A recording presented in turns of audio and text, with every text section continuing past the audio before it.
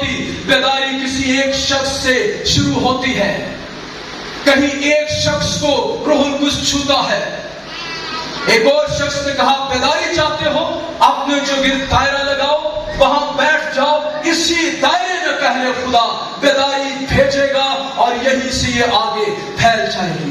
بیداری کی یہ صفت ہے, یہ رکتی نہیں ہے, یہ پھیلتی جاتی ہے, یہ بڑی طاقتور ہوتی ہے, یہ مذہبی قوتوں سے طاقتور ہوتی ہے, یہ حکومت سے طاقتور ہوتی ہے, یہ سیاست سے طاقتور ہوتی ہے.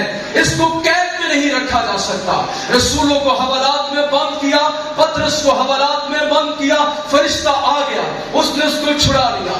وہ وہیں جا کر دوبارہ سے ہیکل کے اندر سردار کاہنوں کے سامنے, فقیہوں فریسیوں کے سامنے وہی پیغام دینے لگا. کیسر رومی حکومت سپاہی ان کو روک نہ پائے. یہ بیداری کی قوت ہے بشرط یہ کہ یہ آسمان کی طرف سے آئے. جب بیداری آتی ہے تیسری بات تو خدا کلام سنانے والوں کو بھیجتا ہے. جن علاقوں میں خدا بیداری بھیجنا چاہتا ہے وہاں پر خدا کلام کی خالص منادی کرنے والوں کو بھیجتا ہے. یہاں پر پولس کو بھیج دیا, اس نے کوئی اور کام نہیں کیا, اس نے کلام کی منادی کی. پہلے 3 ماہ تک, پھر 2 برس کے لیے مجموعے نہیں کی. آپ نے پڑھا, اس نے مٹھی بھر شاگردوں کو تعلیم دینا شروع کر.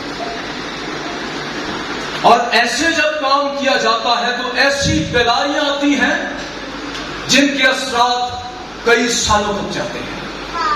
بائبل مقدس میں پرانے عہد نامے کے اندر جب اسرائیلیوں نے بت پرستی کرنا شروع کر دی, اپنے بچوں کو ملعون دیوتا کے سامنے زندہ چڑھانا شروع کر دیا, آگ پر چلانا شروع کر دیا, زناکاری, حرام کاری, یہ گناہ عام ہو گئے. اونچے مقاموں پر سو اپنی قربانیاں چڑھاتے تو خدا نے ایک بادشاہ کو کھڑا کیا. 8 برس کی عمر میں وہ تخت پر بیٹھا, ایک دن ہیکل کی مرمت کروا رہا تھا.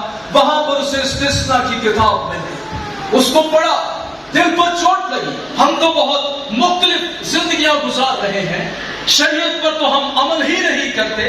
اس نے اصلاح کرنا شروع کر دی. بڑی بیداریاں ہوئی. بابل کی غلامی میں سے جب اسرائیلی واپس آئے عزرا کی قیادت میں, جب وہ شریعت کو بھول چکے تھے, عزرا نے کلام کو کھولنا شروع کر دیا. اس نے تفسیر کی اور لکھا ہے ایسی پاک روح کی قائل کرنے والی قدرت نازل ہوئی. کیا بچے, کیا بزرگ, کیا نوجوان, کیا مرد, کیا عورتیں کھڑے رہ کر جب تک کہ شریعت کی کتابیں پڑھی جا رہی تھی کھڑے رہے, سنتے رہے اور آخر میں چلا چلا کر روئے. انہیں اپنے گناہ نظر آئے. جب خدا کہیں بیداری بھیجنا چاہتا ہے تو کلام کی مسح شدہ منادی ہوتی ہے. خدا کلام اور روح سے بھرے ہوئے لوگوں کو بھیجتا ہے. اور خدا اس کے بعد اگلا کام, جب بیداری آتی ہے تو خدا اپنے کلام کو ثابت کرنے کے لیے معجزات کرتا ہے. اور یہ عام معجزات نہیں ہوتے, یہ خاص خاص معجزات, ایسے کام ہوتے ہیں جن کو ہم ٹرولی سپر نیچرل, مافوق الفطرت کام کہہ سکتے ہیں, جو روز روز نہیں ہوتے. خدا ان کا شکر ہو اگر وہ آپ کے پیٹ کی درد ٹھیک کر دیتا ہے. خدا ان کا شکر ہو اگر سر درد ٹھیک ہو جاتا ہے. خدا ان کا شکر ہو اور آپ کے معاملات اگر ٹھیک ہو جاتے ہیں. لیکن جب بیداری آتی ہے تو کچھ مختلف ہی ہوتا ہے.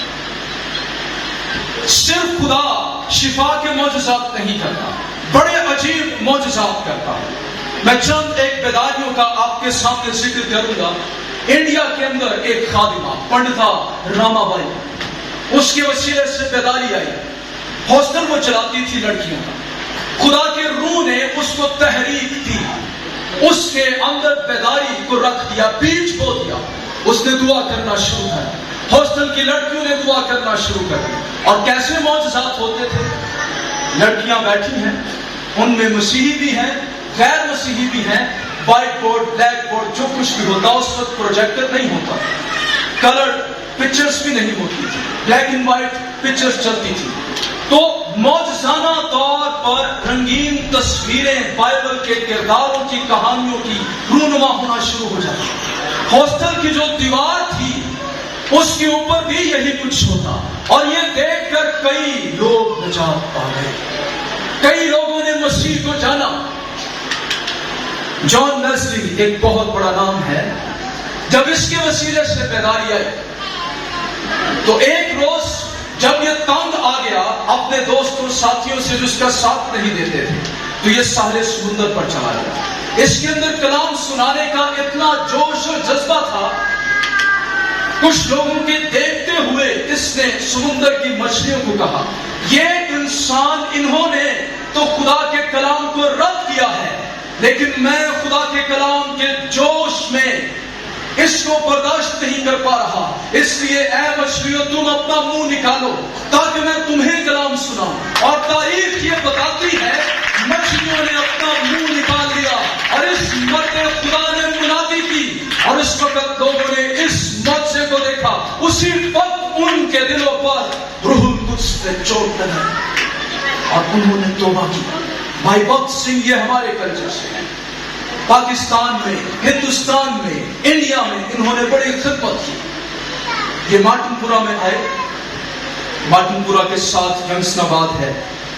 इन दोनों इलाकों में सियासत बड़ी होती थी, किसी खादिम को ये टिकने नहीं देते थे। एक इलाके में बड़ी कन्वेंशन का एहतमाम किया गया, और भाई भक्त सिंह की ये आदत थी किसी भी इबादत में जाने से पहले घंटों दुआ में ठहरा करते। बेदारी की दुआ शुरू हो गई, उनके साथी घुटनों के बल हो गए, दुआ शुरू हो गई। एक दिन मुनादी की कोई फर्क न आया, दूसरे दिन मुनादी की कोई फर्क न आया, लेकिन उसने दुआ करना ना छोड़ी। लोग आते ही नहीं थे।